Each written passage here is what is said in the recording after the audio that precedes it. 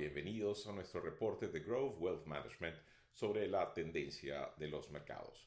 Desde comienzos del año hasta el presente hemos visto cómo las tasas de rendimientos de los bonos de tesoro americanos se han incrementado en forma importante. En el gráfico podemos observar cómo, desde el 1 de enero hasta el presente, mientras el rendimiento de los bonos de 3 meses y de un año se ha mantenido bastante estable, los bonos de 10 años y de 30 años han registrado un aumento progresivo de sus rendimientos, lo que ha generado preocupación en los mercados por el fantasma de la inflación. En particular, el rendimiento del bono de 10 años pasó de menos de un 1% a comienzos de enero a prácticamente 1,75 en el presente, y de seguir la tendencia pudiera llegar a casi un 2%.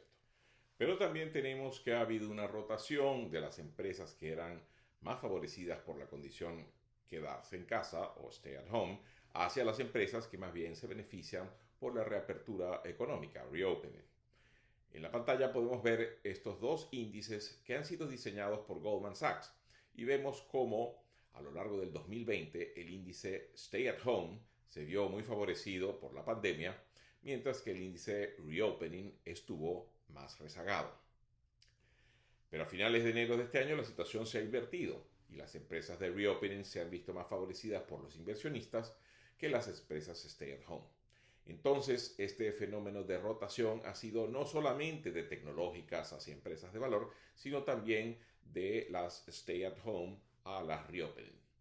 Esto responde a una visión optimista respecto a la vacunación contra el COVID, la cual progresa en forma importante en algunos países, en particular en los Estados Unidos. En el gráfico que vemos en pantalla, presentamos la dosis administradas por los distintos países por cada 100 habitantes. Son dosis totales, sin discriminar si es la primera o la segunda dosis, para el caso de las vacunas de 2 dosis. Esto explica cómo Israel tiene un índice de más de 100, lo que implica que prácticamente todas las personas ya han sido vacunadas por lo menos en una dosis. Le siguen los Emiratos Árabes Unidos y Chile, lo cual sorprende, aunque obviamente estos son países relativamente pequeños comparados con el Reino Unido o Estados Unidos.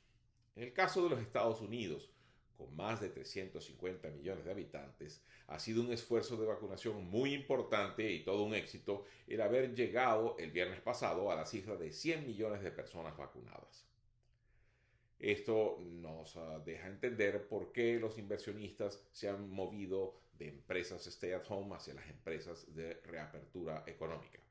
Sin embargo, la tasa de vacunación del resto del mundo es relativamente baja y a este ritmo va a tardar mucho más del 2021 poder llegar a esa meta de 70% de vacunación, cifra considerada por los científicos como necesaria para poder parar la pandemia. Esto ha causado una presión a la baja en los bonos corporativos y temores en los índices bursátiles, los cuales a lo largo de este año han tenido un comportamiento muy volátil. En los primeros 45 días, todos los índices estaban más o menos en crecimiento, con el índice Nasdaq, que es esencialmente un índice tecnológico, repuntando muy por encima del S&P y del Dow. Mientras que el Dow es un índice de empresas eminentemente industriales, el S&P es un índice más equilibrado entre los sectores de la economía, aunque con un peso importante en las megacorporaciones tecnológicas. Esto explica el orden de crecimiento de los índices durante una fase donde el mercado dio preferencia a las tecnológicas. Sin embargo, a partir de mediados de febrero hasta la fecha, la situación se ha invertido.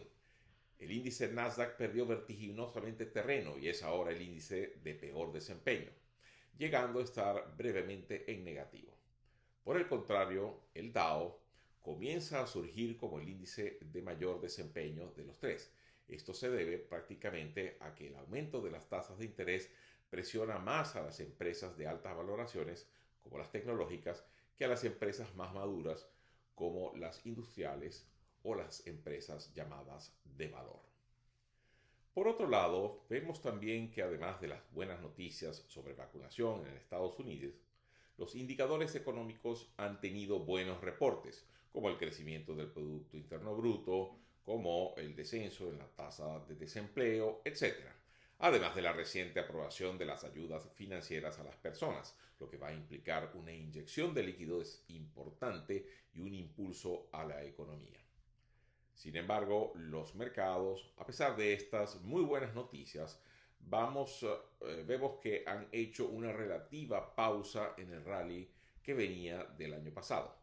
Esto se manifiesta en el interesante gráfico que vemos a continuación sobre el índice de miedo y avaricia, Fear and Greed, construido por CNN. No es un índice perfecto, ya que tiene muchas oscilaciones. Sin embargo, vemos en pantalla cómo a comienzos del 2020 estaba en su punto más alto, que es considerado como una avaricia u optimismo extremo, para luego pasar muy rápidamente a lo largo de los primeros meses por la pandemia a un pesimismo o miedo extremo, extreme fear, que corresponde justamente a la gran caída que registraron los índices a principios del año. Luego viene toda una recuperación donde el índice, de forma errática, pero comienza con una tendencia alcista en promedio para terminar el 2020 otra vez en altos niveles de optimismo. Estos niveles de optimismo, en forma zigzagueante, han venido descendiendo para ubicarse en una zona media que refleja una visión más prudente del mercado.